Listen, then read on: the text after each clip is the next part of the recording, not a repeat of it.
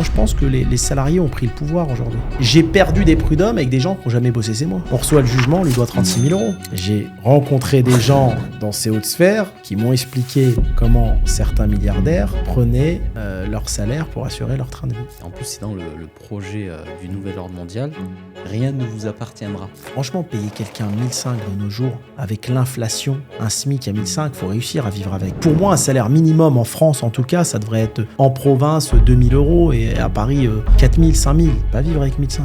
C'est pour ça que les grands gagnants, c'est ceux qui ont leur business en ligne. Celui qui travaille dans un business physique ne pourra pas profiter de cette nouvelle façon de vivre. Pourquoi ils disent que l'avenir, c'est l'Afrique? L'Afrique, c'est des pays jeunes. Tu vas en Algérie avec des jeunes. C'est pour ça il y a plein de gens qui disent, Hakim, quand tu as vendu Nabab, tu as fait quoi? De l'argent? Comment tu as investi? En fait, j'ai essayé d'investir dans... Bon, Hakim, petite pause s'impose, donc on a dû couper. Oui. Donc, on discutait juste après avoir coupé. Je t'ai posé une question, parce qu'on a parlé de Bernard Arnault. En fait, on a eu des commentaires à un moment qui nous ont dit « Oui, mais Bernard Arnault, c'est pas vrai, il est hyper intelligent, vous dites n'importe quoi, il n'a pas eu de réseau, etc. » Et donc, du coup, on discutait, on a rebondi sur Bernard Arnault. Et je voulais te poser une question par rapport à ça, j'ai préféré te la poser là maintenant. Comment les plus riches en France, comment ils font pour se payer? Alors, moi, si tu veux, je ne suis pas dans la comptabilité de Bernard Arnault, je ne sais pas. Moi, j'ai juste lu l'histoire de Boussa, etc. Mais j'ai vu pas mal de gens assez aisés, milliardaires. Ils sont dans la subtilité. C'est-à-dire, tu sais, l'impôt, tout le monde cherche à l'éviter. Que ça soit le petit entrepreneur qui va faire de la décaisse, que ça soit l'entrepreneur qui ne va pas tout déclarer, ou que ça soit le milliardaire. Hein. Et les gens qui ont beaucoup d'argent détournent l'imposition avec beaucoup plus de subtilité. C'est-à-dire? Je vais te donner un exemple. Si tu as une entreprise qui vaut de l'argent et tu as besoin de, 5 millions par mois pour assurer ton train de vie personnel, comment tu prends ces 5 millions d'entreprise? Donc, si tu as 5 millions de train de vie. Oui. Tu as besoin de 5 millions par mois. Ouais. Bah, je vais devoir faire un peu je sais pas, je vais acheter des...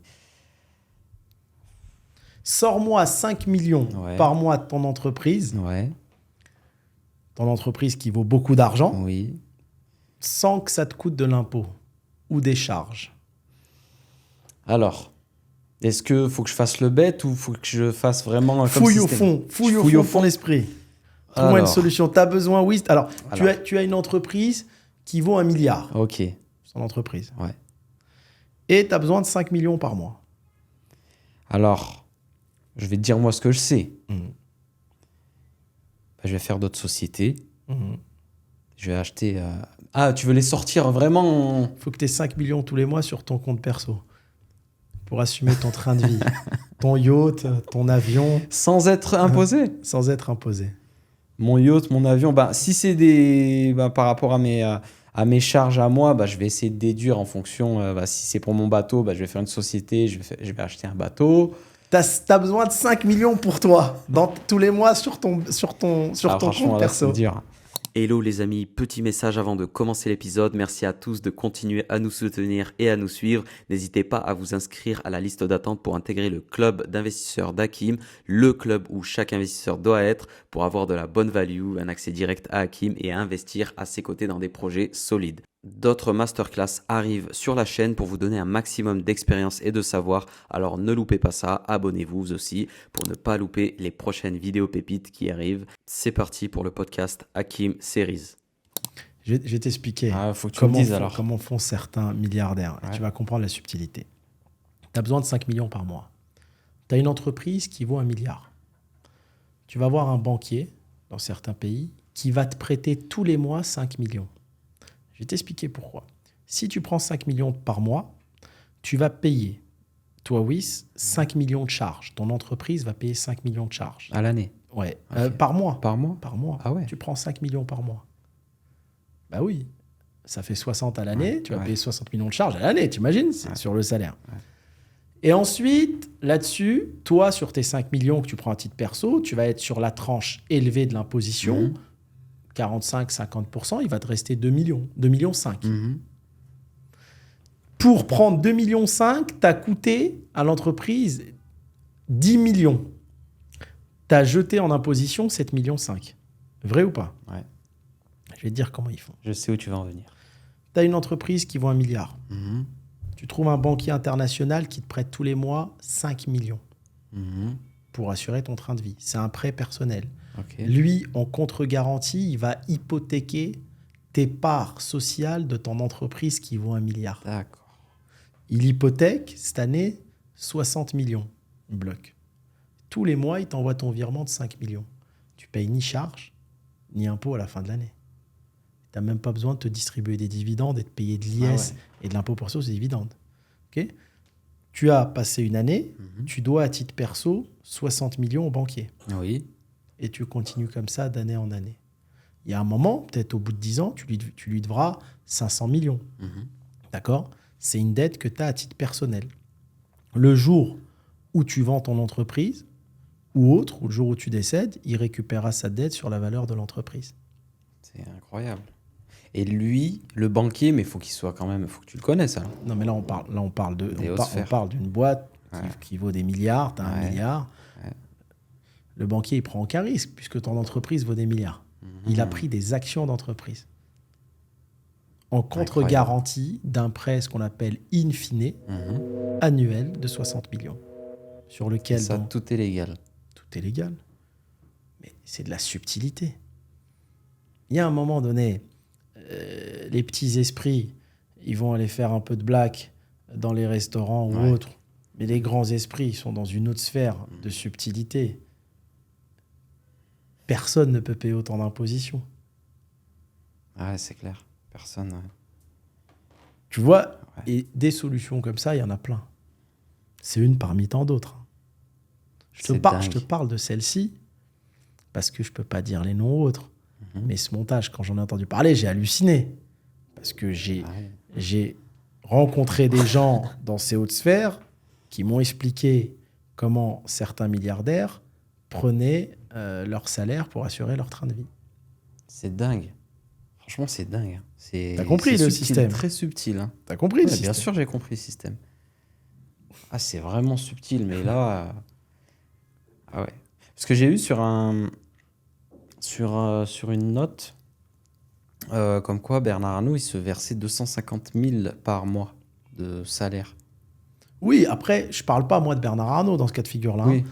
Je parle de certains entrepreneurs milliardaires, dont je ne peux pas citer les noms, mais qui prennent leur salaire comme ça. Que tu penses que 250 000 par mois, c'est suffisant pour son train de vie? Oui, mais de toute façon, tu sais, il y a beaucoup de milliardaires aujourd'hui qui ne gaspillent pas beaucoup d'argent tous les mois. Hein. Je veux dire, tu veux faire quoi de plus? Tu sais, il faut savoir, ces gens-là, souvent, t'as un yacht, il est sur une entreprise. Mais attention, quand tu le prends à titre personnel, il faut payer. Tu dois louer toi-même ton yacht. Hein. Quand tu prends ton jet privé à titre personnel, il faut que toi-même, avec ton salaire, tu puisses louer ton jet privé. Sinon, il faut le prendre dans le cadre de fonction pour l'entreprise. Tu vois. Donc, c'est toute une logique financière qui tourne autour de ça. Mais oui, ils ne prennent pas plus. Après, des gens distribuent des dividendes en fin d'année. Voilà. Mais souvent, je veux dire, un tel niveau d'argent, tu n'as pas besoin. C'est l'entreprise qui se développe en faisant de la croissance externe et en faisant du rachat d'entreprise. Ça ne sert à rien. Tu sais, tu prends le groupe LVMH, souvent, avec leurs bénéfices, la famille rachète des actions pour prendre plus de parts dans le groupe. Ah oui. C'est comme ça que ça fonctionne. Hein. Mais tu veux faire quoi? Tu n'as pas besoin de millions pour vivre tous les mois. Ouais. Ce que tu veux, à bout d'un moment, c'est que ton groupe il continue à croître et que toi et ta famille continuez à avoir le contrôle sur le groupe. Ouais, carrément. Je voulais parler d'un autre sujet. Oui. Le sujet des patrons et des salariés. En fait, je pense qu'il y a plein de choses à dire à ce niveau-là. Dans quel pays? En France. En France? Ouais. Moi, j'ai constaté, c'est dingue ce que je vais te dire, c'est-à-dire quand patron-salarié, le rapport de force. Je parle du rapport de force. Ouais. Je ne sais pas ce que toi t'en penses parce que tu as fait du business en France aussi. Je vois de plus en plus de restaurants fermés. Je parle du cas de la restauration, par manque de personnel. Exact. Tu sais que cet été, j'ai passé 1 mois et demi en France. J'ai vu, je t'assure, des affiches dans des restaurants. Nous sommes désolés à la clientèle, nous sommes fermés par manque de personnel. C'est dingue. Hein. D'accord ? Il n'y a pas de personnel. Et donc, les gens, forcément, ne veulent pas bosser parce que le salaire de quelqu'un dans un restaurant, c'est au SMIC. Tu démarres au SMIC, c'est trop bas. On ne va pas se mentir, ça ne vaut pas le coup de se lever, d'aller travailler pour 1 400, 1 500 euros. Il y en a plein qui le font, mais il y a une vraie pénurie de personnel aujourd'hui. Et je pense que, j'irais même au-dessus de ça, moi, je pense que les salariés ont pris le pouvoir aujourd'hui. En France, en tout cas, les salariés ont pris le pouvoir. Hein. Ouais. Ah ouais. C'est lui qui va dire, moi, je ne viens pas, ton restaurant, il ferme. C'est vrai. C'est tout. Ça m'arrive, moi. Voilà, tu peux pas bosser tout seul. Ils ont pris le pouvoir. Chose que tu n'as pas dans certains pays aujourd'hui où le salarié doit bosser, etc. Ouais. Mais à force de donner plein de droits, et c'est respectable, hein, ils ont le pouvoir. Il y a un rapport de force qui est plus ou moins honnête. Tu vois, clairement. faut les respecter.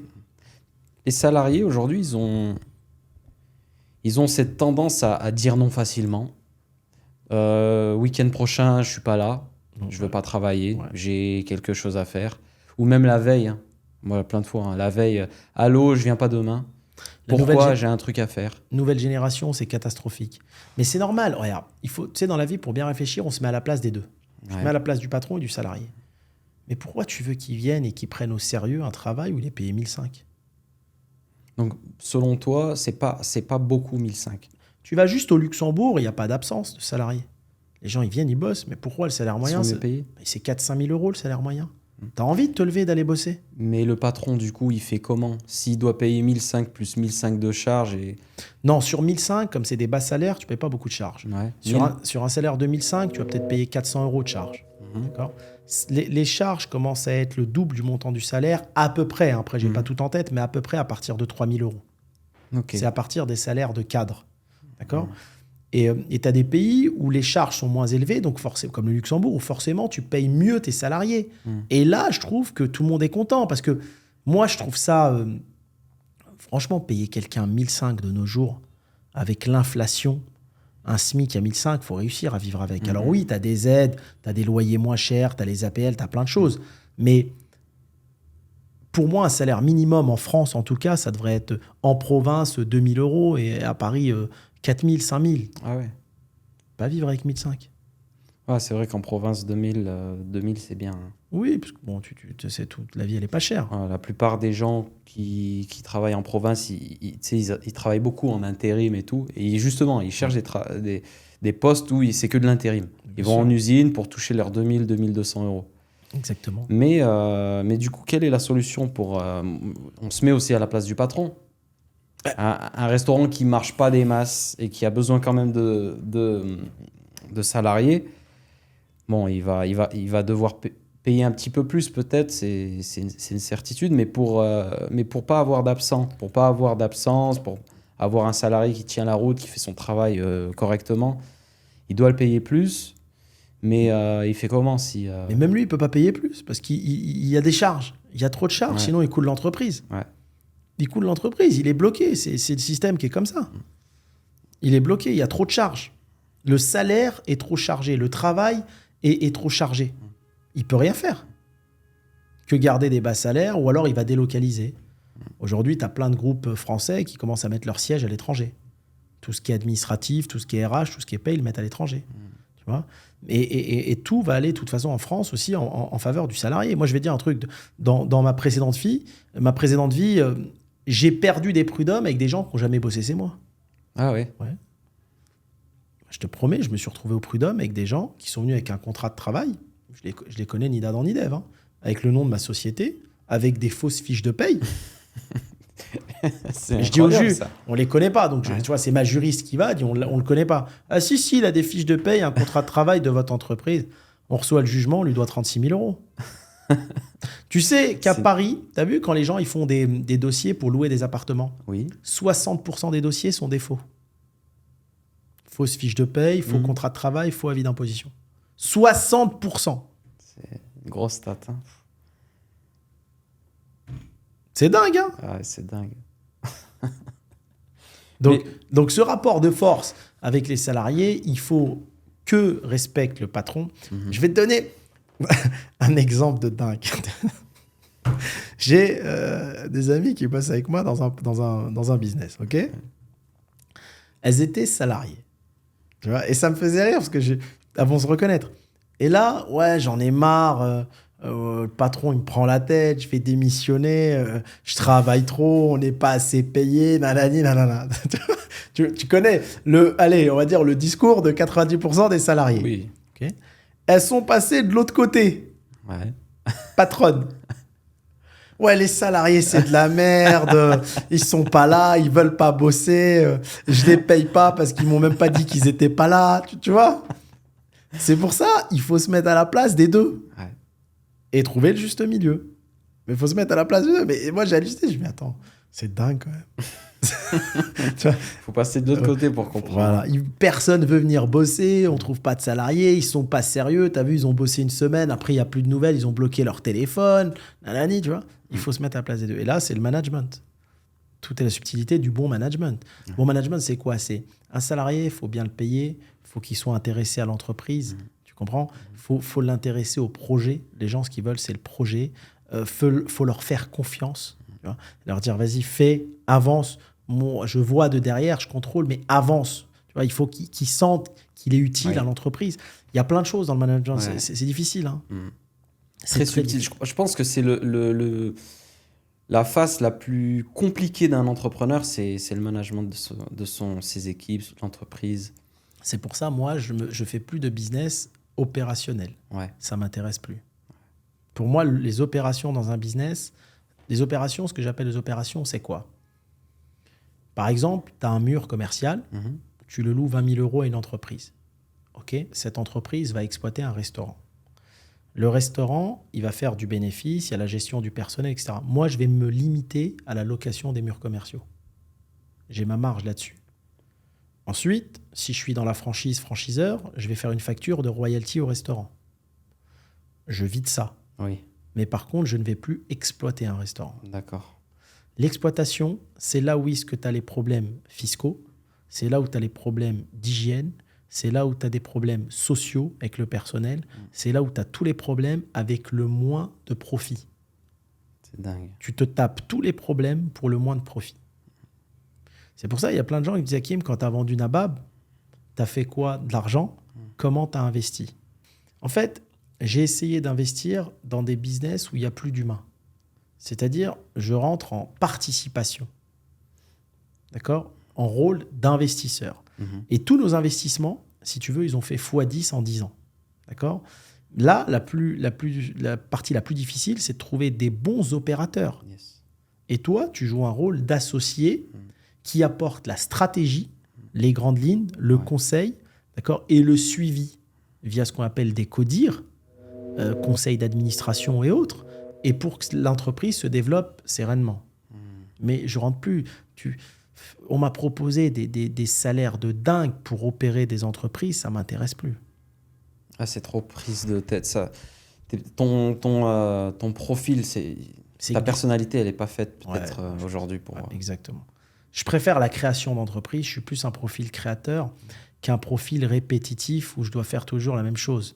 Tu as un chef d'entreprise, un grand chef d'entreprise français qui me disait le personnel, c'est 90% de mes problèmes et 0% de mes bénéfices.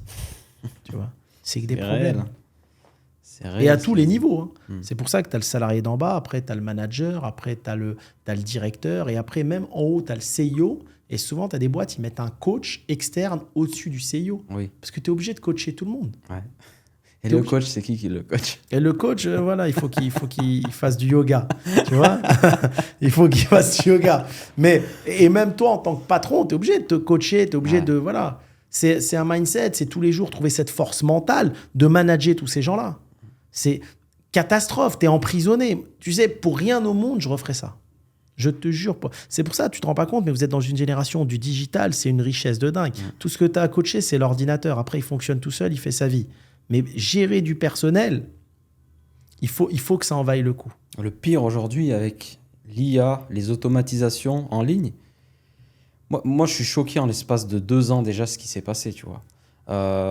Des fois, j'avais des choses à faire et je demandais à mes salariés de faire une tâche qui prenait une semaine. Et aujourd'hui, ces mêmes tâches-là, elles prennent 2 heures. Exactement. Et je comprends pas. Des fois, je me dis, mais comment tu as fait ça? Bah attends, il y a ChatGPT, il y a ci, il y a ça, toutes les automatisations et tout. Mais tout ça fait qu'on va arriver... en fait, on se dit autant, avec tout ça, on va arriver à des gens qui vont chercher du boulot, puisqu'il va y avoir plein de chômage avec ça. Mais en fait, compte à côté, quand tu veux embaucher, il n'y a personne qui veut travailler. Tu sais que c'est hallucinant. Tu vas chercher des comptables, des RH, des salariés dans les restaurants, dans tout, c'est hallucinant. Et dans les villes de province, c'est pire. Ouais. C'est pire, c'est que des problèmes. Et en fin de compte, tu te dis qu'on va sûrement arriver au salaire universel. Ouais. Je pense qu'il y a un moment, tout va être digitalisé. L'État, ils vont donner 2 000 € à tout le monde, comme ils sont en train de faire dans les pays nordiques. Et vivez, si vous bossez, c'est de l'argent en plus. Tu vois. Mais pour en revenir à ce que tu me disais, la gestion du personnel, c'est que des problèmes. Moi, comme je dis souvent, combien me rapporte le problème? Si tu me dis en face, tu vas avoir que des problèmes à gérer plein de gens et à la fin du mois, tu as 50 000 €, ça vaut le coup. Mais si tu vas te taper tous ces problèmes pour à la fin prendre quoi, 2500, autant rester salarié. Ouais, c'est clair. Et c'est pour ça, oui, si tu n'as pas remarqué, dans le salariat, tu as des gens, ils ne veulent pas évoluer. Ouais. T'en as remarqué? Il y a plein de gens, Ouais. il est là, il touche 2000, il dit attends, on va te mettre manager. Tu sais qu'en France, par exemple, il y a une pénurie de managers Oui. dans tous les domaines. J'en trouve pas. Donc en fait, on va dire attends, on va te rajouter 500 € par mois, tu vas être manager, tu vas gérer l'équipe de 5. Il dit non, là je suis à 1009, laisse-moi, je suis bien. Ah, c'est clair. À 18h, je rentre chez moi, je regarde Netflix, ça me suffit. Ouais. Je veux pas tes 600, 700 € en plus par mois pour gérer tous ces gens. Ils sentent la douille. La douille à l'arrêt. Tu vas gagner un peu plus pour te taper tous les problèmes et les responsabilités qui vont avec. Ouais. Ça n'a pas de sens. C'est pour ça que je dis, voilà, moi, c'est ça que je dis, c'est combien ça me rapporte. Un problème, combien il me rapporte. Moi, ça me dérange pas. Demain, tu es manager, tu te lèves à 6h du mat, tu te couches à 1h et tu vas gérer 100 personnes. Mais combien ça rapporte? Si c'est tout ça pour prendre 2, 3 000, 4 000 €, en vrai, ça n'a pas de sens. Donc il y a risk-reward. Toi, c'est problème-reward. Exactement. Problème reward. Combien me rapporte ce problème? Il faut que ça en vaille la peine, non? Ouais, bah c'est clair. Ça, c'est une mal de tête de les gérer. Hein. Tu sais, quand tu goûtes à d'autres business, je vais te dire franchement avec le recul, quand tu goûtes à d'autres business, à d'autres activités, moi qui ai commencé avec la restauration, où plein de potes me disaient « Mais pourquoi tu as choisi ce domaine ?»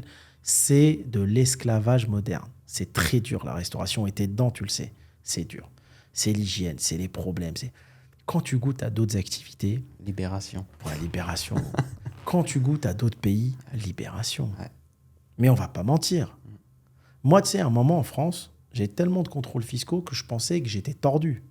Tellement de redressement, je dis c'est moi le problème en fait. Peut-être je sais pas faire, je suis naze, mes comptables sont nazes, on sait pas faire. Et en fait, je vois tous mes potes, contrôles fiscaux, tout le monde en fait. Et quand j'ai commencé à aller vers d'autres pays, alors j'ai eu des contrôles, mais c'est eux qui m'ont redonné de l'argent. Je dis en fait, je suis pas si mauvais que ça en fait. C'est pas moi le problème. Tu vois? D'autres pays où tu n'as jamais de contrôle. Ouais. Et en fait, la phrase que je dis souvent avec le recul, parce que j'ai eu cette chance d'entreprendre dans plein de pays, à quoi bon? Aujourd'hui, tu as quelque chose qu'il faut prendre en compte. Tu as des pays concurrents qui se développent. C'est plus comme avant. Le monde, il est en train de changer. Avant, la génération précédente, nos parents migraient en Europe parce qu'ils gagnaient mieux leur vie en Europe. D'accord? Le monde est en train de changer. On va arriver à un moment où ceux d'Afrique qui vont vers l'Europe, c'est ceux qui galèrent en Afrique. Mais ceux qui ont gagné un peu d'argent en Europe, eux, ils vont rentrer en Afrique. Yes. Donc, toutes les têtes pensantes qui sont en Europe aujourd'hui, les entrepreneurs et autres qui ont gagné un peu d'argent, vont tous rentrer investir en Afrique. Et tu vas te retrouver en Europe avec une personne qui vient à la recherche d'aide, Oui. qui vient à la recherche du social. C'est comme ça, j'ai l'impression que la migration va se faire. Donc, tous ceux qui créent de la richesse sont en train de quitter l'Europe. Ouais. Et être remplacés par les gens qui viennent, qui ne sont pas créateurs de richesse, malheureusement, parce qu'ils n'ont pas le mindset pour, mais qui sont plus là pour un aspect social et autres. Est-ce que ces gens-là, ils vont pas aller en Europe pour toucher le revenu universel? Oui, et vivre ailleurs. Ça arrive. Mais c'est pour ça que tu n'as pas vu, il y a eu des lois il n'y a pas longtemps. Il faut que tu sois 9 mois par an, par exemple en France, si tu veux toucher ton RSA, tes trucs, etc. Bien sûr. Parce qu'ils se disent, attends, on lui donne de l'argent, mais il ne consomme même pas là. Il y a un truc qui ne va pas là. Tu vois? Ouais. C'est quoi ta vision sur le monde peut-être même la France et le monde d'ici quelques années, 2027, 2030. Je t'interromps 2 petites secondes dans cet épisode. Si toi aussi tu as l'impression d'apprendre plein de choses, et moi aussi d'ailleurs, alors je t'invite à nous soutenir en vous abonnant sur ma page et également sur tous nos réseaux sociaux. Ça nous permettra de continuer à vous faire du contenu comme celui-ci, à vous délivrer plein de masterclass, plein de vidéos hyper inspirantes. Alors n'hésitez pas, abonnez-vous et merci, bon visionnage. Alors, moi, la France, ça restera toujours le meilleur pays pour moi pour aller en vacances. Aujourd'hui, avec le recul, c'est pas un pays où j'entreprendrai. D'accord ? Pourquoi ? C'est pas que je suis égoïste, hein, mais payer 75-80%, plus des problèmes dans ma tête. Tu sais, il y a un âge où tu supportes plus les problèmes. Les problèmes, les contrôles fiscaux à répétition et tout, j'ai plus le temps. Et j'ai goûté à l'étranger. Et donc, pour entreprendre, moi, par exemple, j'entreprendrai plus en France. Okay. Ça m'intéresse pas. Je pense qu'il y a des pays émergents où il y a des choses à faire. Les Émirats, le Maghreb. Il faut faire attention aussi. Hein. Attention, dans tous les pays, il faut faire attention. Je pense que le monde va devenir de plus en plus nomade. Tu sais, la génération de nos parents, ils partaient en vacances au bled une fois par an. Là, on va arriver dans un monde où, tu as vu, les gens aujourd'hui, ils partent 10 fois par an, ceux qui ont l'occasion. On va arriver vers un monde nomade. Un monde du WeWork, où dans n'importe quel pays du monde, tu pourras aller dans des WeWork et bosser avec ton ordi. Un monde du télétravail. Un monde du WeLive, du Airbnb, on est dedans. Les Américains, ils ont tout compris avant tout le monde. Airbnb, là où tu vas, t'es chez toi. Là où tu vas, tu as ton appart, tu es chez toi. Et je pense qu'on va être vers un monde mobile pour une partie de la population. Ceux, encore une fois, qui ont de l'ambition. Celui qui va faire son boulot, qui n'a pas le choix, qui rentre chez lui, il restera dans sa vie statique. Tu vois ? Mais on va aller vers ce monde de liberté. C'est dingue ce que je vais dire, mais je pense qu'une partie de la population, dans les années à venir, ça va devenir comme les hommes préhistoriques. Tu sais, eux, les États nous ont mis dans un cadre simple. Métro, boulot, dodo. La grande majeure partie des gens, c'est ça. Il se lève, il prend le métro, il va au boulot. Si tu prends le cas de la France, la moitié de la population active est à Paris. Métro, boulot, dodo. Tu rentres chez toi, tu dors. Là, tu vas avoir une niche de personnes qui va sortir de cette façon de vivre et c'est en train de démarrer, je le vois partout à travers le monde, et qui vont être des nomades, célibataires ou avec enfants. Alors, tu as vu, tu as de moins en moins de familles aujourd'hui, tu as de moins en moins de mariages qui durent. Ouais. Les gens dans les pays occidentaux font de moins en moins d'enfants, donc les gens sont libres. Ils sont habitués à cette liberté. Sac à dos, je veux avoir mon appartement partout dans le monde, je mange partout et je bosse sur mon ordi. Et je pense que ça va même s'adapter aux gens avec enfants, tu vois, aux couples avec 1 ou 2 enfants. Je connais plein de gens qui vivent à travers le monde, leurs enfants sont scolarisés à distance. Et tu vas me prendre pour un dingue, c'est ma vision du monde. Hein. Encore une fois, c'est ma vision, peut-être je me trompe. Je pense même que les enfants, dans les années à venir, c'est peut-être pas dans 2 ans, mais dans 20 ans, je pense que les écoles, ça va être en ligne. Non, moi, je le pense aussi très fort. Même pas 20 ans. Hein. Ça se fait beaucoup aujourd'hui. T'as plein de gens qui commencent à créer des écoles en ligne. Ça se fait beaucoup. Hein. C'est ma vision du monde. Et je te dis un truc, et je trouve que votre génération, même les plus jeunes, ils sont hyper intelligents parce que c'est une vie. En fait, pour moi, on est sur Terre pour ça. Tu sais, un peu comme je disais, comme les hommes préhistoriques. Tu as vu, ils avançaient avec la tribu et ils allaient toujours à la recherche de découvertes. Tu n'es plus toute ta vie dans la même ville, dans le même pays, tu es né là, tu meurs là. Non, c'est des générations de gens qui vont faire le tour du monde en permanence, qui vont vivre à travers le monde. Ça, j'en suis certain. Le trafic aérien, il va doubler dans les 20 ans à venir. Alors que la population, elle ne va pas doubler. Ouais. Il va doubler. Donc, si tu veux, le monde va être extrêmement mobile. J'ai l'image en plus en tête que tu disais, l'homme préhistorique, il était dans sa caverne, après il commence à explorer le monde, il va de partout, la colonisation, etc. Et après, la sédentarisation. Voilà. Et là, maintenant, on redescend la courbe. Je t'assure. Je ne sais pas pourquoi, mais je sens au fond de moi que ça va redevenir comme ça et ça va être magique. Mais ça va être magnifique. Tu imagines, c'est comme si là, tu arrives, tu as ton Airbnb, tu vis 2 mois à Bali, tu bosses sur ton ordi, tu vis 2 mois en Thaïlande, tu vis 2 mois à New York et tu es à travers le monde. Et donc, les États vont devoir s'adapter à ça en mettant, bien sûr, un impôt mondial, en mettant toutes ces choses-là. De toute façon, c'est le plan du nouvel ordre mondial qu'ils veulent imposer. Imposer la même taxe pour tout le monde, point de vue mondial. C'est pour ça que tu as vu, même aux Émirats, ils commencent un peu comment dire, Ils veulent se mettre Au niveau. au niveau. Voilà. Ils se mettent au niveau. Donc les impôts sur les sociétés montent, etc. J'ai l'impression que tout le monde va s'aligner à un moment donné. C'est réel. Hein. Tu connais Jacques Attali. Oui. Quand tu écoutes son discours, Oui. il dit il va y avoir des nomades de luxe et des nomades de misère. Donc, son discours, il faut bien le comprendre. Il parle de nomades, donc le monde qui va être mobile en permanence. Les gens vont bouger. Ce type d'homme parle avec des gens de ce qui va se passer demain. Bien sûr. Il a un entourage de savants. Ces esprits-là parlent du monde de demain. Donc, il faut vraiment se concentrer quand ces gens-là disent quelque chose, parce que c'est les échanges qu'ils ont entre eux de ce que veulent que le monde soit demain et de ce qu'ils voient du monde d'aujourd'hui, comment il est en train d'évoluer. Ouais. Il suffit de voir. Bien sûr. C'est flippant parce que ce qu'il disait, les discours de Jacques Attali qu'on peut retrouver sur le net dans les années 80, il disait dans les années 2000 ça va se passer comme ça. Ça s'est passé comme ça en fait. Et bien sûr. Il parlait d'intelligence artificielle il y a des années en arrière. Il parlait de revenus aussi universels, on en a parlé.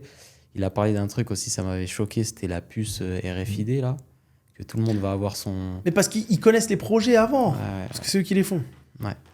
Tu vois, ils connaissent les projets avant. Mais je pense que ça va être marrant, ce nouveau monde est passionnant. Ça va être dingue quand même, tu as la chance de vivre à travers le monde en permanence. C'est pour ça que les grands gagnants, c'est ceux qui ont leur business en ligne. Celui qui travaille dans un business physique ne pourra pas profiter de cette nouvelle façon de vivre. Complètement. Et c'est pour ça qu'aujourd'hui, tu vois bien, le business en ligne n'arrête pas d'évoluer. Ouais. D'ailleurs, je voulais qu'on fasse un peu un petit fight autour du business en ligne vs le business physique. Parfait. Je voulais en venir là. Ah, magnifique. Pour commencer, voilà, on a commencé tous les deux dans le business physique. Le business où on se retrousse les manches, Oui. où on reste dans une ville, dans un univers, dans un cocon où, franchement, tu es dans une bulle quand tu es dans un business physique et que tu le commences. Moi, en tout cas, ça a été mon chemin. Et quand j'ai goûté au business en ligne, là, mon cerveau, il a disjoncté. Je me suis dit, mais comment c'est possible, en fait, de vivre à travers plein de pays? Et pour te dire, aujourd'hui, je suis expatrié, je suis plus en France, mais quand j'étais en France et que j'avais cette envie de partir à l'étranger, les gens ne comprenaient pas dans mon entourage. Mais tu vas travailler comment? Tu vas faire quoi? Etc. Donc, est-ce que tu peux me dire pour toi... Alors, encore une fois, mon point de vue. Ouais. Les gens ne sont pas obligés de le partager. Comme j'ai dit, oui, j'ai une chance, j'ai visité 180 pays. Et à chaque fois, j'analyse. Moi, tu sais, je marche tout seul avec mon sac à dos et je regarde le comportement des gens, les pays. Je pense que tu as été précurseur dans le digital et que tu as eu tout à fait raison. Je ne crois pas au business physique aujourd'hui. Je vais te donner un exemple. Tu es plus jeune que moi. Une journée type, tu fais quoi? Aujourd'hui? Ouais. Hier, tu as fait quoi? Je me réveille tranquillement. Je vais faire un peu de sport. D'accord, sport. Ensuite, je prends mon petit déjeuner. Et tout ça en étant sur mon téléphone et en travaillant. Voilà. En travaillant, en répondant à mes messages, à mes mails. Je marche, j'ai mon téléphone. Ensuite, je suis sur mon ordinateur et je travaille. Et honnêtement, j'ai plus tendance à travailler chez moi en ce moment parce que je me suis fait mon petit... Où que je parte, en fait, je me fais mon petit setup avec mes 3 écrans et je travaille depuis mon ordi. Mais j'ai des moments où je vais aller bosser dans un café. Je vais aller bosser au bord de la piscine. Voilà. Et ma journée, en fait, elle s'articule comme ça jusqu'au soir. Et j'ai même des trucs, ça n'arrivait jamais avant. Je peux partir 1 semaine, 2 semaines, quelque part. J'ai juste mon ordi ou mon iPad à prendre avec moi. Et c'est terminé. En fait, mon point de vue, on est sorti, par exemple, si je prends le cas de la France, des 30 Glorieuses. Ouais. On a habitué les gens, si tu regardes nos parents, leur vie, c'était Auchan. Ils allaient remplir le chariot à Auchan pour la famille. Ou Lidl, n'importe où. Ensuite, les mamans allaient faire un peu de shopping. H&M, Zara, etc. Il y a, je ne sais plus combien de Zara qui sont en train de fermer dans le monde. En fait, je trouve que la nouvelle génération, elle est plus recentrée sur l'essentiel que sur la futilité. Ce que tu fais, ton mode de vie d'hier, tu peux le faire dans le monde entier. d'accord, avec des nouveaux paysages. On est plus dans une génération de cartes postales. Aujourd'hui, le business physique va avoir tendance à disparaître. La nouvelle génération, pour eux, à part ceux qui sont fans de shopping, qui aiment bien essayer, mais ça, pour moi, c'est l'ancienne génération. La nouvelle, c'est Amazon. Oui. Pourquoi je vais perdre mon temps, parce qu'ils ont compris que le temps, c'est de l'argent, à aller à Zara alors que je peux commander en ligne. Et d'ailleurs, la stratégie de la plupart des grands groupes de retail, de vêtements, c'est que les magasins qui vont rester ouverts deviennent juste des centres d'essayage. C'est que tu arrives, tu essayes. Ouais. Dans quelques années, tu ne pourras plus acheter en magasin. Tu essayes, ça te va, tu achètes en ligne. Donc, nous, par exemple, notre stratégie de murs commerciaux aujourd'hui, elle est basée sur la vente des murs commerciaux qu'on a en centre-ville pour acheter des entrepôts en périphérie. Je te parle en Europe. Hein. Parce que tout va partir des entrepôts vers les clients. Donc, on est une nouvelle génération digitalisée qui va plus aller dans la futilité, mais dans l'essentiel. Je me lève, je fais mon sport. Le bien-être va continuer. Les gens vont travailler moins. Avant, ils bossaient 30. Nos parents ont bossé 50, 60 heures. Oui. C'est descendu à 40. Là, on est à 35. Je pense que la nouvelle génération vont bosser 25 heures. Il y aura beaucoup de temps pour le plaisir. Les business qui vont monter, c'est le plaisir. Plaisir, c'est le sport. C'est aller entre potes, se balader dans des trucs sympas. Tu vois. Et je bosse de mon ordi. La richesse, ça va être ça. D'accord ? Et ensuite, donc le business physique, tu regardes. Tu vas dans les villes en France aujourd'hui. Je me balade beaucoup. Moi, quand je vais en France, en province, tous les magasins sont fermés. Ouais. Tout est en train de fermer. Les artères principales du centre-ville sont fermées et même en périphérie, c'est en train de fermer. Parce que cette nouvelle génération qu'on appelle génération Z ne juge plus utile d'aller se balader en ville bêtement à marcher parce qu'ils n'ont pas de temps à perdre pour ça. Complètement. Parce qu'un billet d'avion, c'est peut-être 30 €, ils peuvent aller visiter un autre pays. Complètement. Et être à cette découverte permanente du monde. C'est une génération qui veut de la nouveauté. Ce n'est plus la génération de nos parents qui était dans l'ancien temps qu'on réparait. Ils veulent de la nouveauté. Ils ont l'iPhone 15, ils sont pressés de prendre le 16. Ils veulent de la nouveauté. En 20 ans, tout a changé. Ouais. Nouveauté culinaire. Je pense que les concepts comme McDo qui ont duré 60, 70 ans, c'est les derniers. Aujourd'hui, tu as un concept de food, il va durer 10 ans. Après tout ferme, on passe au suivant. D'accord ? Ils veulent de la nouveauté dans les vêtements. Ils veulent de la nouveauté dans leurs relations amoureuses. Ils veulent de la nouveauté dans tout. Et dans la nouveauté, dans la visibilité, dans ce qu'ils voient. C'est-à-dire aujourd'hui, j'ai vu une ville, ben, je ne veux plus rester dans cette ville 3 ans, avoir les mêmes murs, les mêmes rues et les mêmes gens. Je veux changer de ville. Je veux aller vivre là. Je veux changer de pays. C'est une génération exceptionnelle qui est féroce de nouveautés. Et de là, on arrive à savoir que ça va devenir un peuple de nomades. Complètement d'accord. Les centres-villes sont vides. Plus personne. J'ai eu mon frère il y a quelques jours en visio. Plus Il personne. m'a dit 19h, il n'y a pas un chat. J'ai l'impression que je suis à Walking Dead. Il n'y a plus rien. personne. C'est... Non, mais ça fait économiquement, sens. ça va mal. Attention. Hein. Tu sais, les gens qui ont des murs commerciaux, aujourd'hui, faire attention parce que le monde est en mouvement. Là. Attention, tu peux te retrouver avec un parc de murs commerciaux qui vaut 100 millions et qui ne vaut plus rien parce que tu n'as pas de locataires. Hein. Si tu as des crédits derrière, tu n'as plus de locataires, ça ne vaut rien tes murs. Hein. Attention, le monde, là, il est en train de vivre un changement historique. Bon, tu dis quoi à toutes les personnes là aujourd'hui qui sont dans le business physique ou qui se lancent aussi dans le business physique? Parce qu'il y a quand même une partie de la population qui aime quand même rester à une place et qui ne veulent pas forcément visiter. Ou... C'est une petite partie. Ah tu ouais. sais, je faisais partie d'un club Ouais. qui s'appelle Retail Business Mhm. à Paris quand j'y étais et on échangeait une fois par mois sur tous ces nouveaux modes de consommation. Ok. Et de la nouvelle génération. Et c'est vraiment passionnant parce que je t'assure, c'est des gens en plus qui sont plus... Ils expriment plus la richesse comme avant. Ouais. Tu vas trouver des jeunes start-upers qui ont gagné beaucoup d'argent, ils vivent dans un studio. Parce qu'ils n'en ont plus rien à foutre de tout ça. C'est dingue, hein? C'est plus la tendance des grandes maisons. En fait, il faut s'adapter à ce nouveau monde. C'est en train de changer. Tu sais, je dis un truc, les maisons, bientôt en Europe, de 150 mètres carrés habitables, vont valoir plus cher que des maisons de 500 mètres carrés. Pourquoi ? La nouvelle génération, ils font 1 ou 2 enfants. Pas plus. Je crois que la moyenne, c'est 1,6. Ouais. Et donc, ils veulent plus un fardeau de charges important avec une grande maison, beaucoup d'électricité, beaucoup d'impôts fonciers ou autres. Les petites surfaces vont prendre le dessus sur les grandes surfaces. Donc, il faut comprendre comment le monde il est en train d'évoluer. C'est clair. Quand tu comprends ces choses-là, tu peux adapter ton business, tu Voilà. peux adapter pas mal de choses, avoir des idées aussi. Je vois souvent des gens qui me disent Hakim, on investit dans des murs commerciaux, mais je dis aujourd'hui, ça n'a plus de sens parce que c'est en train de se cannibaliser. Je vais donner un autre exemple. On revient à la restauration parce qu'on est des spécialistes de la restauration. On prend le cas de la France où toutes les chaînes de vêtements retail sont en train de partir en liquidation une après l'autre. Si tu réfléchis avec une vision à 5 ans, ben tu te dis, tout ça, ça va devenir des restaurants. À chaque fois qu'un magasin de vêtements ferme, ça devient un restaurant. Bah, tu te dis, il va y avoir une cannibalisation de la restauration. Il y en aura trop. Tu te retrouves avec des rues entières de restaurants. Donc le restaurant, il est face à une forte concurrence et en même temps, il est face aux intermédiaires comme Uber Eats, etc., qui prennent des marges. Donc la marge du restaurateur ne fait que baisser. C'est pour ça que tu as certaines villes en France où tu n'as plus le droit d'ouvrir un restaurant sans autorisation. Ils sont en train de limiter pour pas justement cannibaliser un secteur d'activité. Tu vois ? Donc c'est toutes ces choses-là, il faut aller chercher, il faut aller fouiller au fond de son esprit et partager avec des gens calés dans le domaine pour se dire comment ça va être dans 5 ans, dans 10 ans, pour qu'on anticipe. Ouais, clairement. Non, je suis complètement d'accord. Le business physique, ouais, moi, c'est malheureux à dire, mais j'y pense. On me propose des trucs aussi à chaque fois. Viens, on fait ça. Non, moi, la dernière fois que j'ai tenté un business physique, je l'ai revendu quelques mois après. C'était à Dubaï. C'est fini. Voilà. Mais j'arrivais...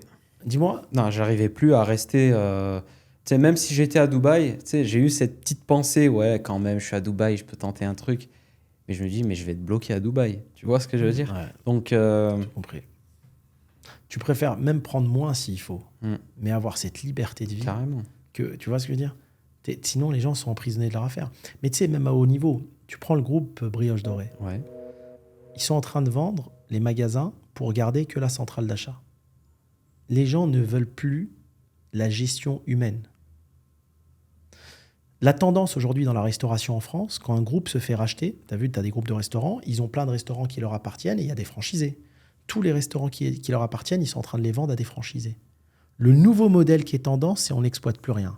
On garde que le branding et la centrale d'achat pour livrer la marchandise. Mais on veut plus prendre la tête avec tout ce personnel. C'est malheureux à dire, parce que c'est devenu ingrat. Le personnel va être de plus en plus difficile à gérer. La génération précédente, c'était des gens réguliers. Ils démarraient chez toi à 20 ans, ils faisaient sa carrière chez toi. Les gens qui partent en retraite aujourd'hui, c'est ça.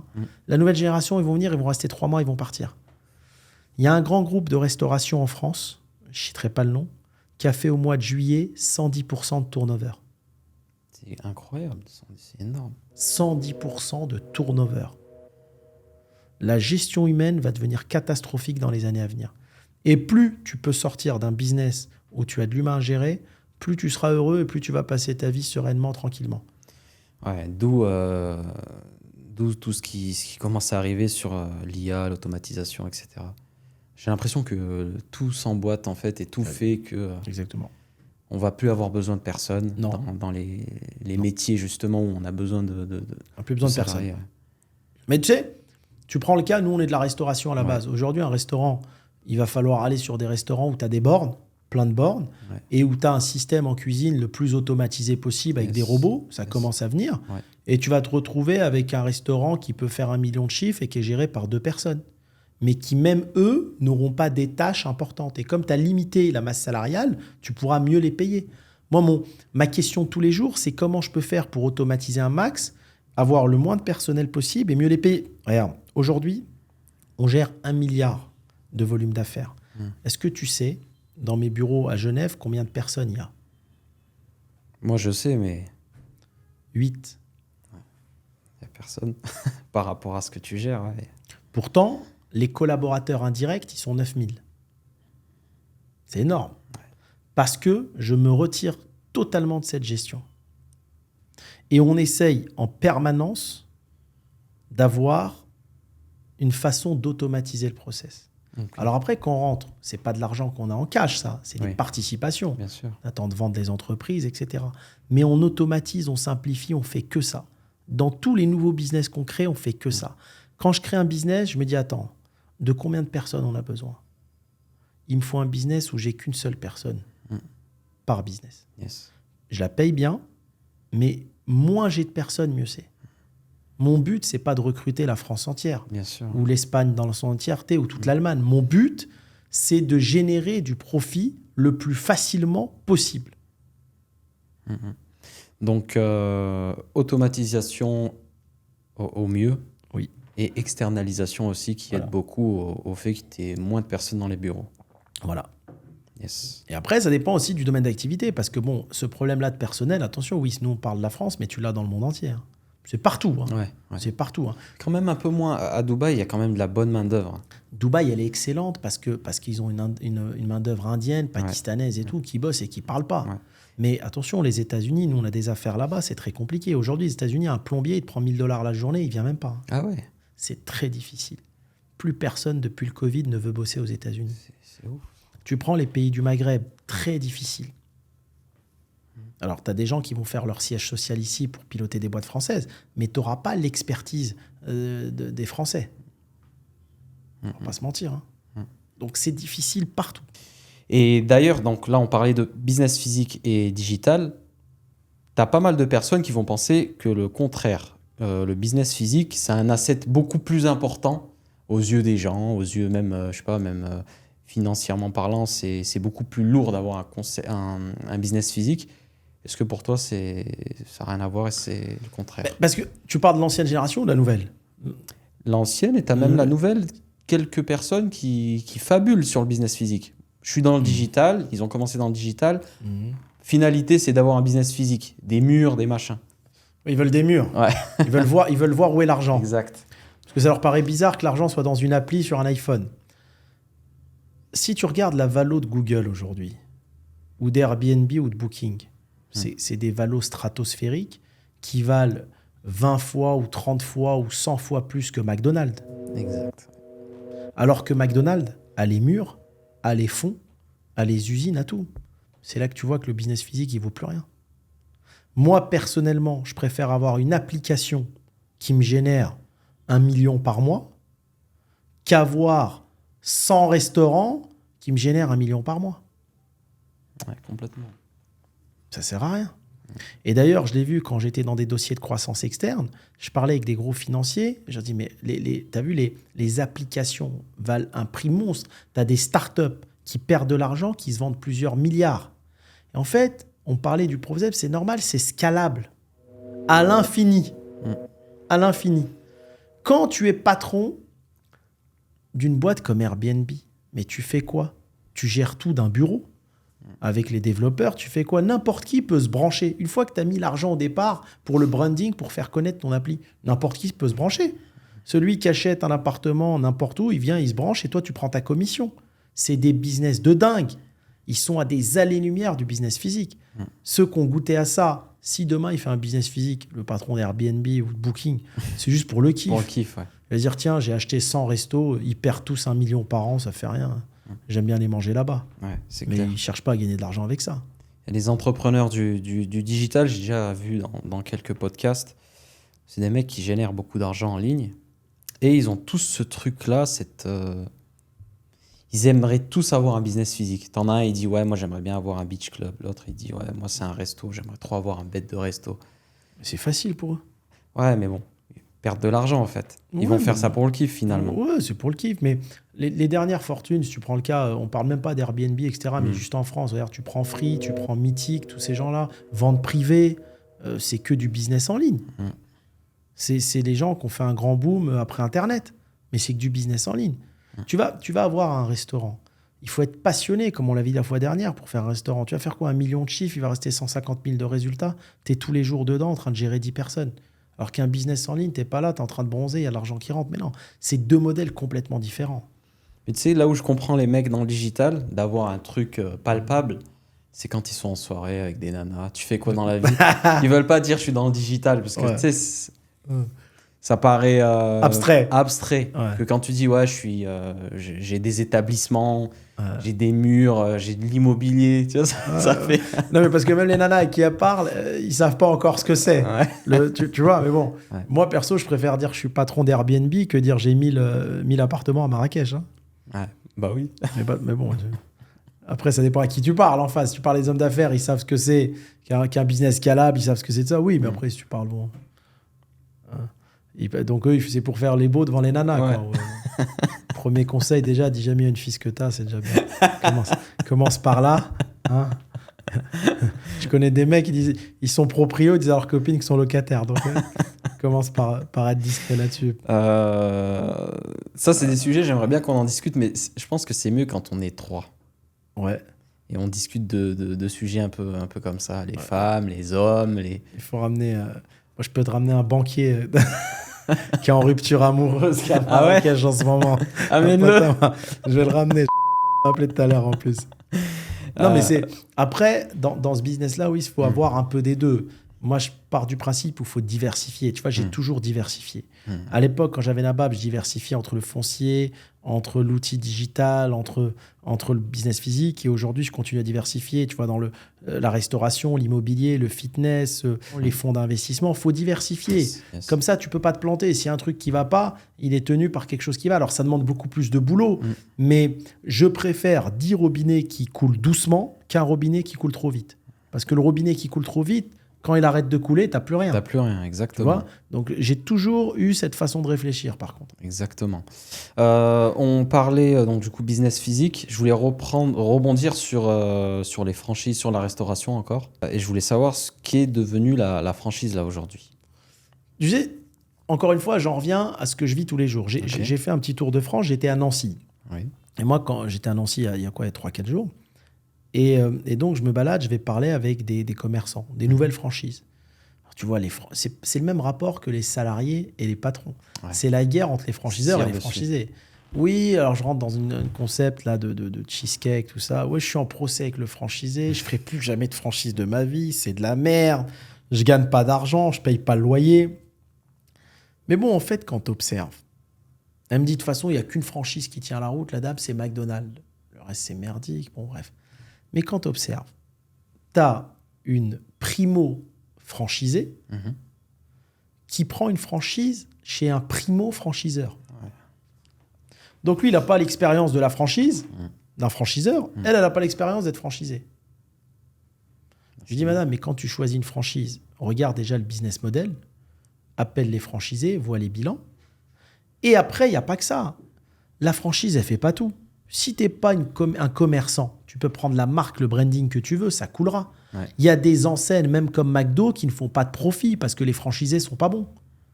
C'est avant tout, la franchise, elle t'apporte une valeur ajoutée, bien sûr, une petite valeur ajoutée. Mais après, c'est à toi d'être commerçant et d'être dans ton affaire et de manager le personnel, etc. Sinon, ça ne fonctionne pas. Ouais, clairement.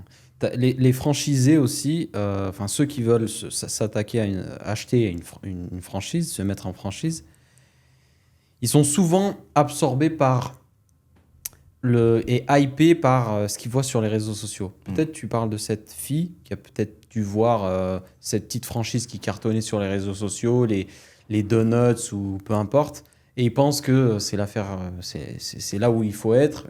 En réalité, comme tu as dit, c'est peut-être un primo-franchiseur. Il n'a même pas d'expérience. Les gens, ils pensent qu'ils vont faire fortune, c'est l'Eldorado, la franchise. Ouais. Bon.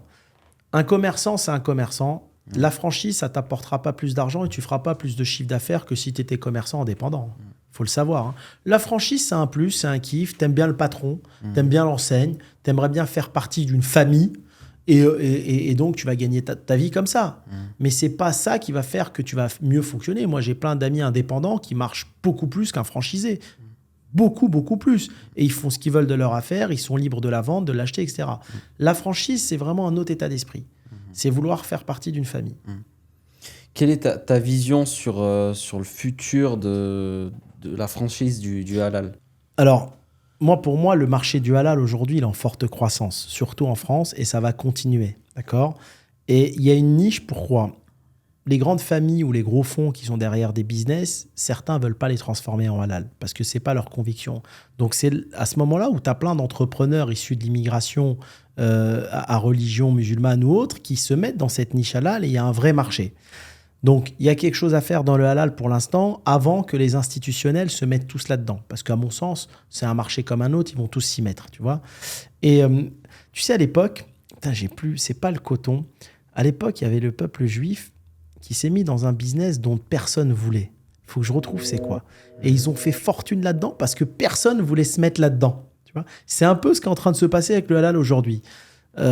Après, je pense aussi que les enseignes vont se faire et se défaire rapidement.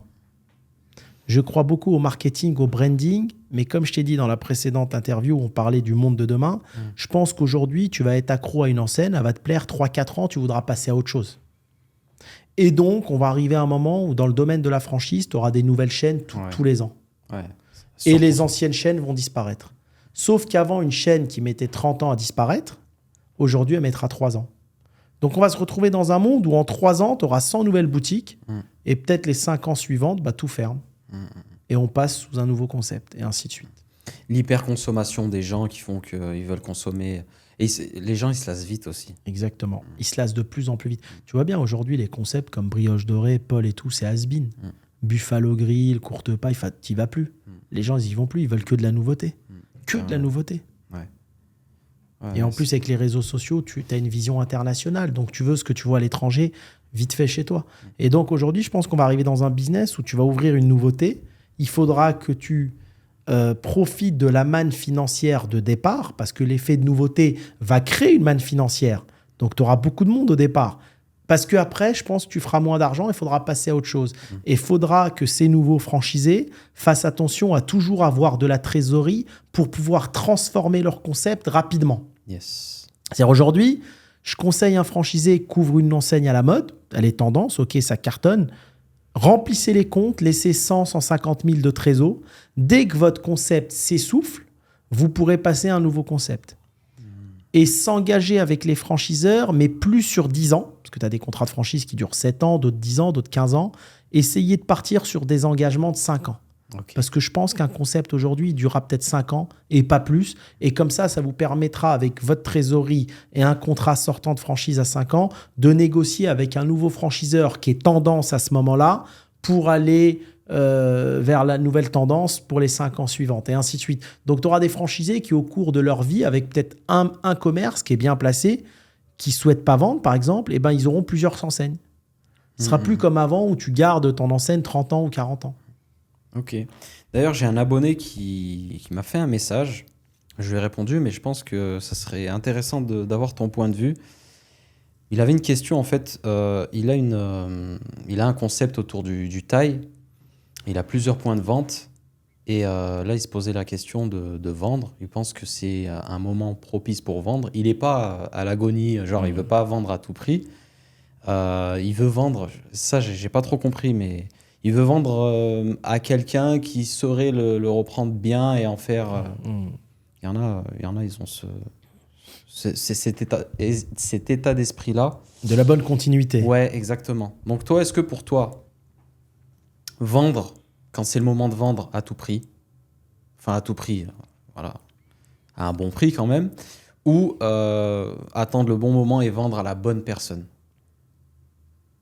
Des fois, tu crois que c'est la bonne personne au départ et en fait, tu te rends compte que c'est la mauvaise personne. Hein. Mais vendre quand tu as le bon chèque en face. Hein. C'est tout. Hein. C'est ce que je lui ai dit. Oui, après je vais te dire, même la bonne personne, il n'y a personne qui fera aussi bien que lui qui a créé son business. Hein. C'est lui qui l'a créé, c'est son bébé. Hein. C'est ça. Mais justement, il me disait, ouais, c'est mon bébé, justement, je ne vais pas le laisser entre... faut être rationnel. Ouais. Tu as un bon chèque, tu vends et puis tu n'en parles plus, tu passes au truc suivant. En plus, son but, c'est de faire un autre concept. Oui. S'il a la bonne opportunité, il faut vendre. Hein. Ouais. Mais tu vois, pour en revenir à ce qu'on disait sur les chaînes qui vont se faire et se défaire, je lisais une étude sur les couples. Mais en fait, ça suit la même chose. Aujourd'hui, dans ta vie, l'époque des parents, ils restaient mariés 40, 50 ans. Aujourd'hui, ils disent dans cette étude que dans ta vie, tu vivras plusieurs vies de famille. On arrive dans un monde où un mariage aujourd'hui qui dure 10 ans, c'est un mariage réussi. Ah, exactement. Tu vois ? J'en parle avec plein de gens, ils disent 10 ans, c'est un mariage réussi, on a réussi. Bon, je peux dire que j'ai réussi le mien. Donc, tu vois, c'est un mariage réussi. Donc, en 40 ans, tu vivras plusieurs vies de famille. Ouais. De 10 ans, de 5 ans, de 6 ans, plusieurs amours, tu vois. Donc, tout va aller vers cette tendance-là. Très intéressant. Et la restauration, c'est pareil. Ouais. Les chaînes de vêtements, ça va être pareil. Tout va être pareil. Rester à un même endroit, c'est pareil. Pareil. Tout suit cette move-là, cette courbe. Ouais. Et ça, j'en suis certain, je suis prêt à parier tout dessus. Moi, j'ai ma petite idée. Moi, je pense que c'est à cause des réseaux sociaux. font que les gens, ils envoient dans tous les sens et ils veulent changer. À chaque fois, ils veulent changer. Ils voient un tel, il est parti dans l'autre pays. Ils voient l'autre, il a une nouvelle nana. Ils voient un nouveau restaurant. Ouais. Mais de toute façon, tu vois, la fois, j'étais au resto. Il y avait un type avec sa copine. Lui était sur son téléphone, elle aussi. Moi, j'étais juste derrière. Elle a parlé avec son copain et lui, il parlait avec sa copine. et tu vois pas, les couples dans les restos, ils se parlent même plus. Ouais, c'est une dingue. Le mec, il est à l'affût de regarder toutes les autres nanas, ce qui se passe, et elle regarde tous les autres mecs. Ils se parlent même plus. Ouais. Moi, tu sais que je suis choqué par ça. Bah, on je est suis dans un choqué monde de par les célibataires. nanas. Des nanas, normalement, quand tu as une bague, une nana qui a une bague main gauche, c'est forcément qu'elle est fiancée ou mariée. En 1980. Aujourd'hui, non. C'est fini aujourd'hui. Mais je le vois trop. Ah. C'est une dinguerie, des nanas qui te regardent alors que Ouais. tu sais qu'elle a un mec, tu vois. Ouais. Moi, ça me choque. Mais moi, j'ai vu des scènes de dingue. Mais j'ai vu des restos où la nana, elle est avec son mari. Tu vas aux toilettes, elle va aller aux toilettes te donner son numéro à un autre mec. Ouais. J'ai déjà vu ça. Là, au Koya, Bien sûr, mais tous les jours. j'étais choqué. C'est monnaie courante, ça. Mais non, mais le monde a changé parce que l'être humain, il est toujours à l'affût de nouveautés. Exactement. Mais ça, on pourra parler des rapports hommes-femmes. On se mettra 3-4 autour d'une table et on va parler. Chacun donnera son avis. Tu vois, c'est intéressant parce que les gens, ils veulent avoir des avis d'autres que le business. Mais le monde a changé. Les gens sont à l'affût de nouveautés en permanence. En permanence. Complètement. Hein. C'est Sur dingue. tout, hein. Surtout. Tout, c'est comme ça. Même une maison.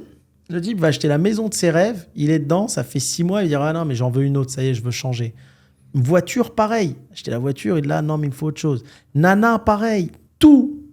Tu sais, tout à l'heure, tu parlais des entrepreneurs dans le digital. Et comme là, tu le dis, on veut optimiser notre temps. Ça, c'est vrai, j'ai remarqué que je veux hyper optimiser mon temps. Avant, quand je réfléchissais, je voulais une voiture. Quand j'étais jeune, je voulais une voiture, telle voiture, rouler avec, etc. Aujourd'hui, j'ai même plus ce souci-là. Non. J'ai envie qu'il y ait un Uber, il vient me chercher, il me dépose là-bas, parce que j'ai envie de continuer à être sur mon ordi, mon téléphone derrière. C'est réel. Hein. Mais on veut plus se prendre la tête. Là, une fois, écoute, j'ai pris l'avion et un mec, tu vas rire. Je décolle de Madrid pour aller en Grèce. Le mec, il a pris une trottinette électrique.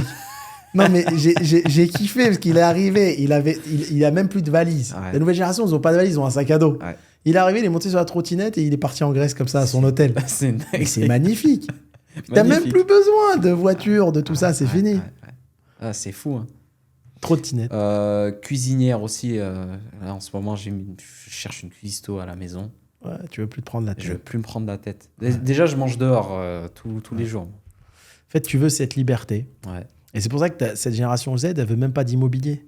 Ils veulent ni voiture ni immobilier. En fait, ils veulent se sentir libres de toute attache.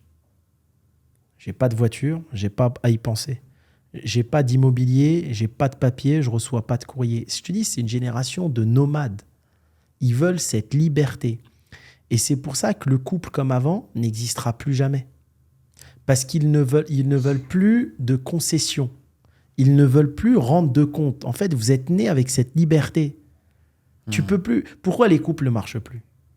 Celui qui s'est habitué à être un peu célibataire ou celle qui l'a été ne veut plus faire de concessions.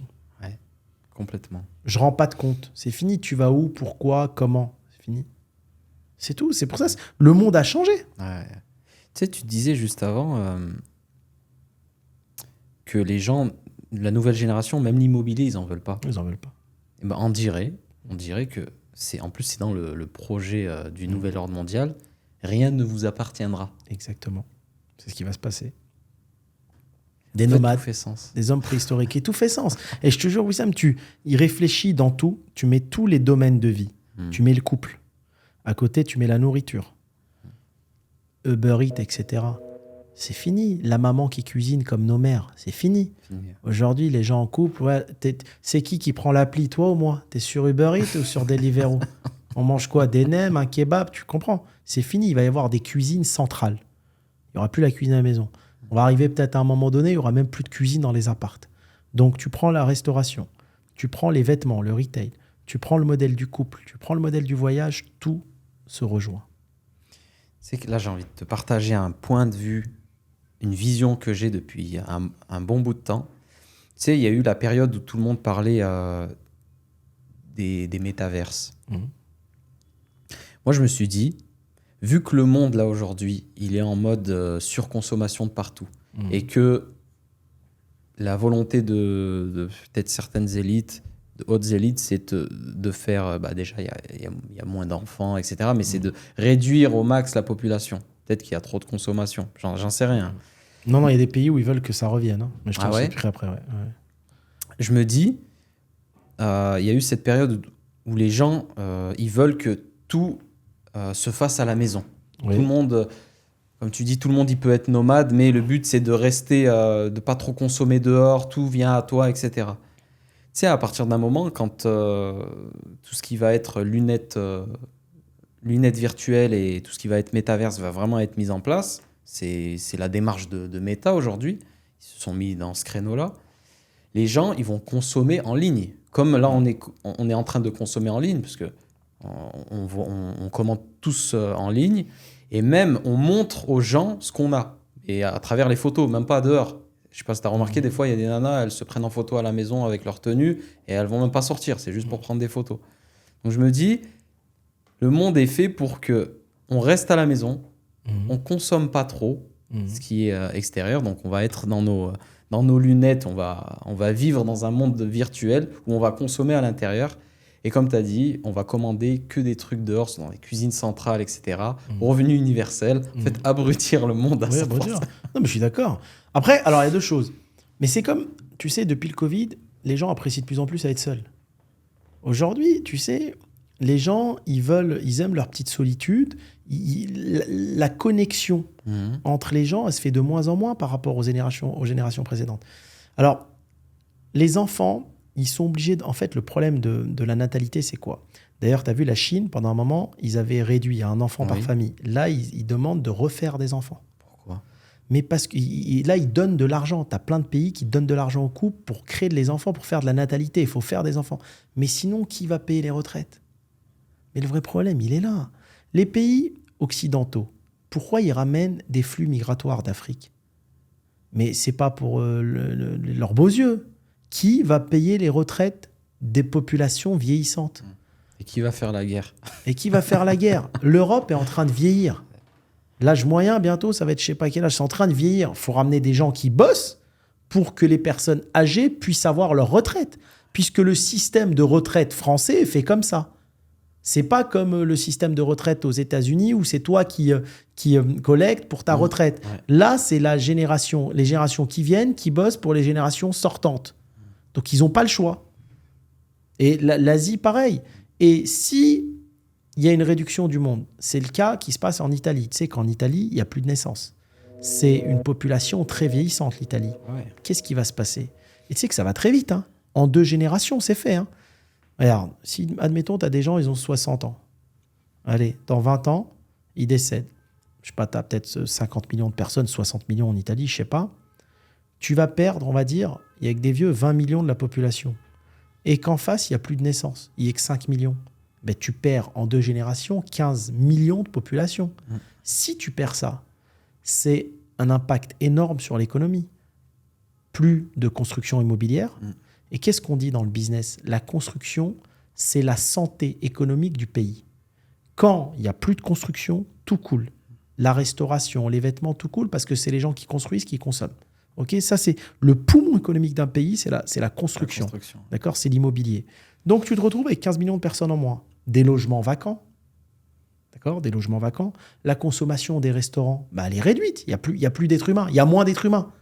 Tu t'as perdu 20%, 25%. Ça impacte les chiffres d'affaires de la restauration, de toute l'économie du pays qui rentre en récession grave. C'est pour ça qu'aujourd'hui, en Italie, tu as des villages très vieillissants où ils te proposent, tu n'as pas vu des pubs où on te dit « Viens vivre, on te donne tous les mois 2 000 à 3 000 € et on te donne ta maison, on te donne tout. » Tu n'as jamais vu ça ? Non. Tu as des villages en Italie, ils font tu regarderas sur Google. On le mettra. Ils font une pub, ils disent « Venez, on te donne une maison, juste bosse, on te donne de l'argent, on te donne tout. » Fais des enfants. Ouais. Je t'assure. Pour repeupler leur... Repeupler, pallier le problème des retraites, maintenir l'économie, la croissance économique du pays. Sinon, ça rentre en récession, c'est fini. Ouais, c'est incroyable. Pourquoi ils disent que l'avenir, c'est l'Afrique ? L'Afrique, c'est des pays jeunes. Tu vas en Algérie avec des jeunes. La moitié de la population, je crois, elle a moins de 30 ans. C'est que des jeunes. L'Afrique noire, c'est pareil, c'est des pays de jeunes. C'est pour ça que tout le monde dit l'avenir, c'est l'Afrique. Comme l'Occident, c'est des pays de personnes âgées, c'est qui les jeunes en Occident? C'est que les enfants des gens issus de l'immigration. Ouais, On va pas se mentir. Ouais, c'est vrai. La jeunesse, c'est ça. C'est pour ça qu'aujourd'hui, tu as juste à remettre le puzzle en place. C'est pour ça que les concepts halal fonctionnent et tout. C'est eux qui consomment. Ils consomment halal, consomment barbershop, consomment H&M. Ils consomment toutes les tendances que tu vois aujourd'hui qui fonctionnent.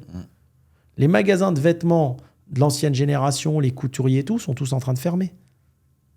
Ouais. Et c'est là que tu vois comment le monde, il évolue. C'est hyper intéressant. Et c'est avec cette vision que tu peux avoir une vision du monde de demain. Exactement. Et savoir où tu mets ton focus pour créer tes business, tes projets. Voilà. Donc, il ne faut pas croire. Quand tu vois RN, Front National et tout, OK. Ils peuvent être racistes parce qu'il y a le laxisme de la justice, il y a tout ce que tu veux. Ça, c'est un sujet. Mais il y a le deuxième sujet. Il y a 2 cas de figure. Soit les pays européens sont obligés de continuer à ramener massivement de l'immigration africaine, ou Bangladesh, où tu veux, soit c'est des pays qui vont mourir économiquement. Tu as 2 choix. Ouais, c'est clair. Non, ça fait sens. Je vois pas le... Parce que tu as plein de métiers qui peuvent pas être produits par des personnes âgées. Et ils vont en parallèle retarder encore plus la retraite, hein, bien entendu. Obligatoire, de toute façon. Voilà. Et pourquoi tu as aujourd'hui des campagnes arrêtez de manger gras, faites du sport et tout? Parce qu'il va falloir, pour pallier à ce problème-là, maintenir les personnes âgées en bonne santé le plus longtemps possible. Moi, j'aurais tendance à dire l'inverse. Ils veulent les... Il faut qu'ils les maintiennent.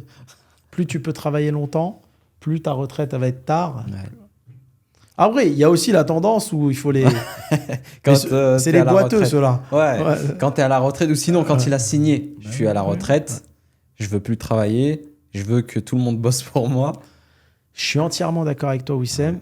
Ce mécanisme, il fonctionne quand il y avait de la jeunesse. Mais s'il n'y a plus de natalité, pour continuer à produire de l'économie, tu es obligé... En fait, regarde, on va faire ça comme si c'était...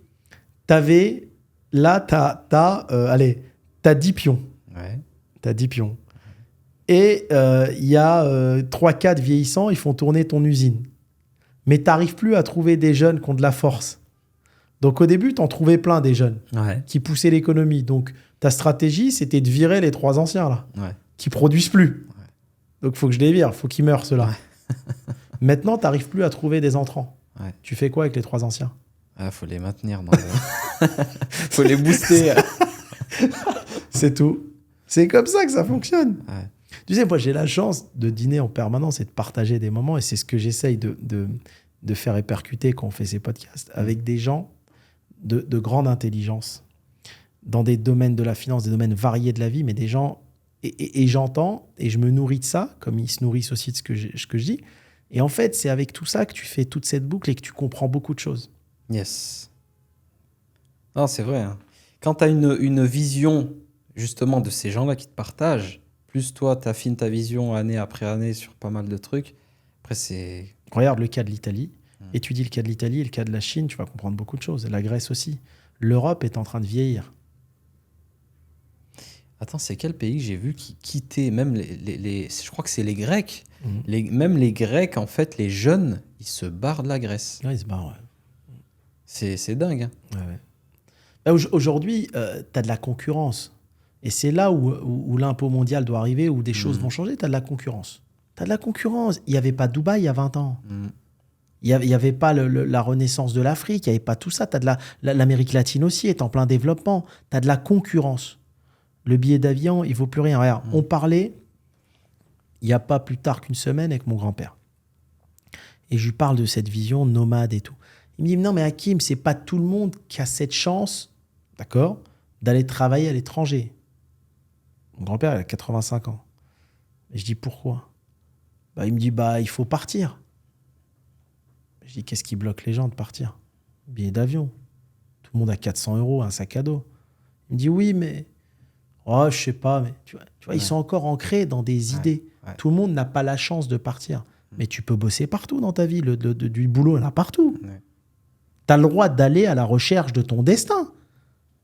Moi, j'ai jamais compris ces gens qui se plaignent de leur vie, qui sont extrêmement malheureux dans leur routine, mais qui vont jamais à la recherche de leur destin.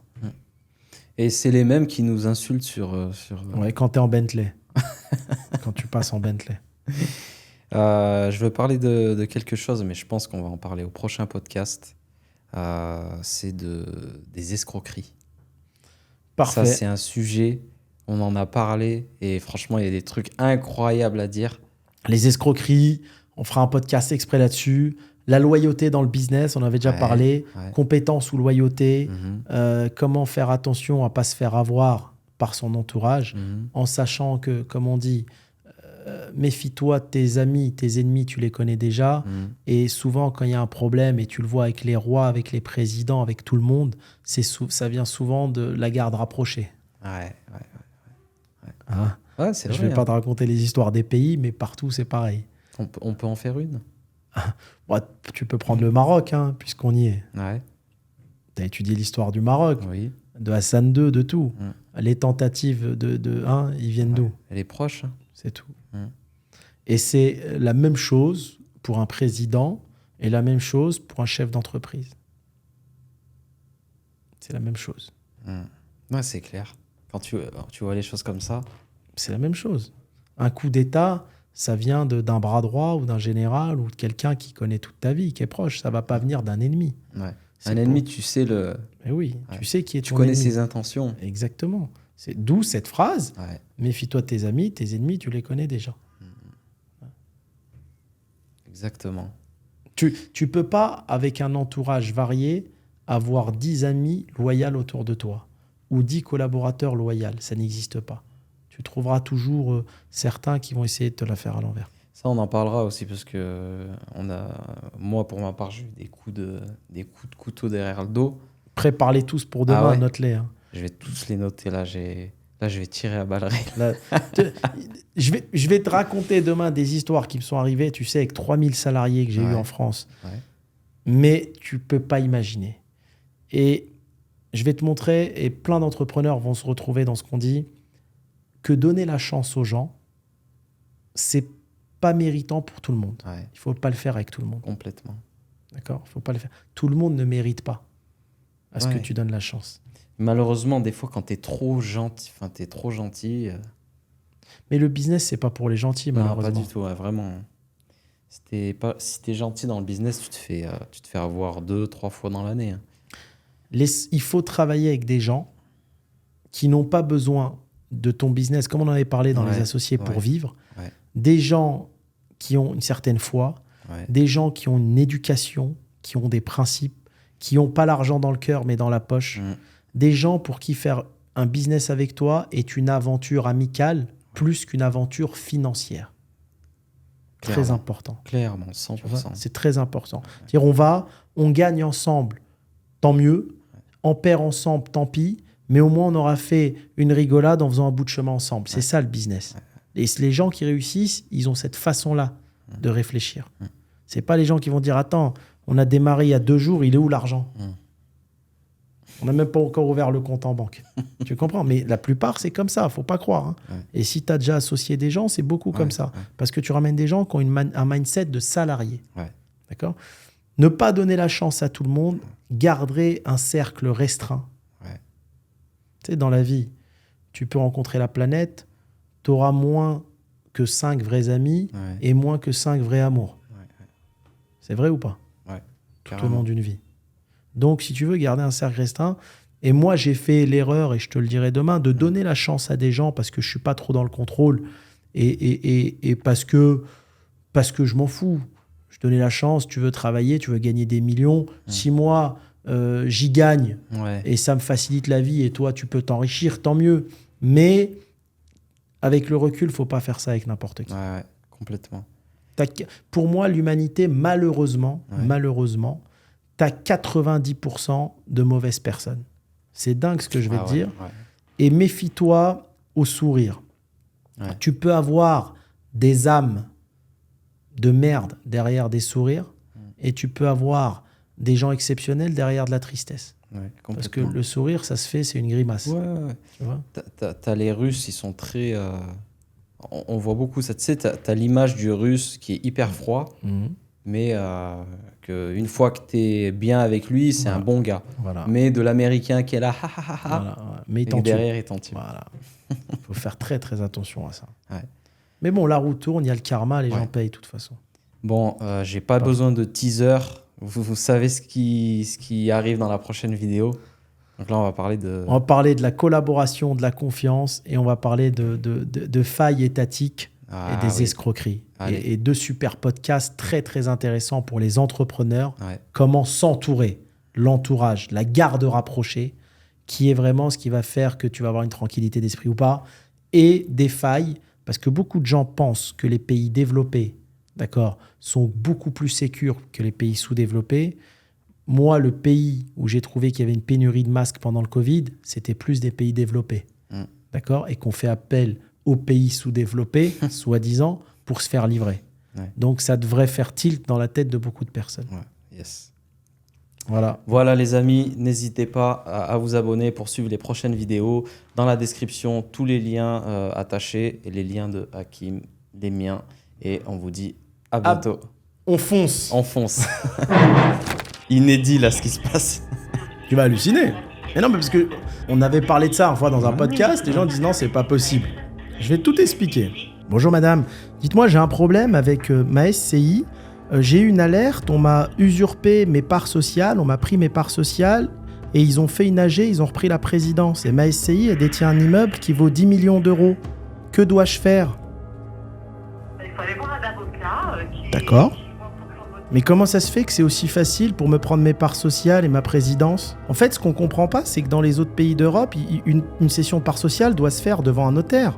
Comment ça se fait que chez vous, tout le monde peut imiter nos signatures et faire ?